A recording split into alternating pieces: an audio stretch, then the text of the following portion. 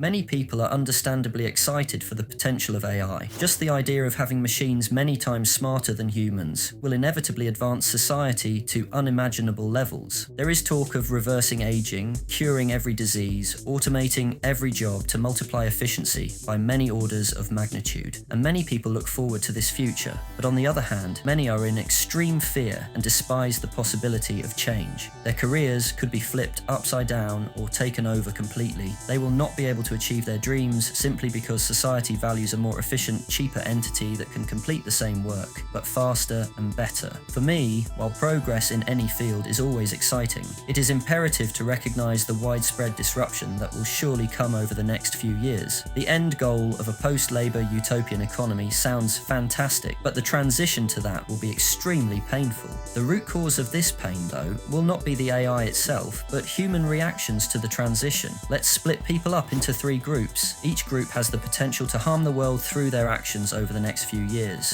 First is obviously the ruling class, the policymakers whose actions directly influence the distribution of gains created by AI. Let us be clear, unemployment will be inevitable. People say that technology always creates jobs as well as destroy jobs, but what exactly is stopping AGI from taking over even the new jobs created?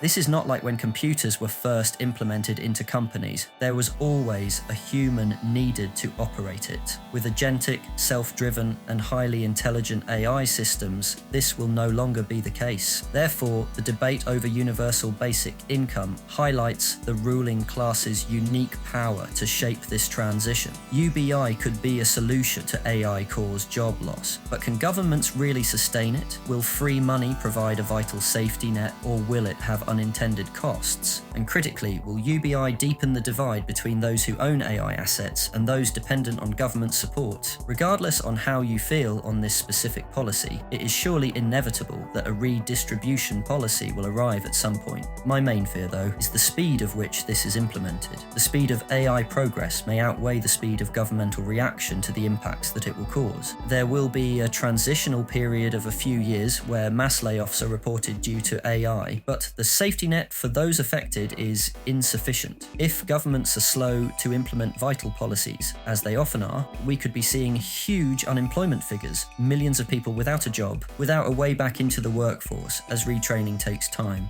and without the income needed to pay for their basic needs. This scenario leads perfectly to the next group of people affected, the fearful public. The natural reaction to change is negative, especially if people are content with their lives currently. The reaction will also be negative if their lives are good thanks to something that will be taken away in the future. For example, we are already seeing artists and animators protest against AI-generated image and video models such as Midjourney and Sora. If AI proves to take a widespread array of jobs, more and more groups of workers will come out to protest. And if the slow government reaction scenario as previously stated occurs, all hell could let loose. If the government messes up this transition, mass riots of unprecedented scales will occur. For the first time, the general public will feel like they have no hope for the future. The feeling of being replaced, especially with a lack of safety net, leaves people with little regard for others, which is a recipe for disaster. Society could become as unstable as it has ever been. On the other hand, if the majority of people are fine with losing their jobs,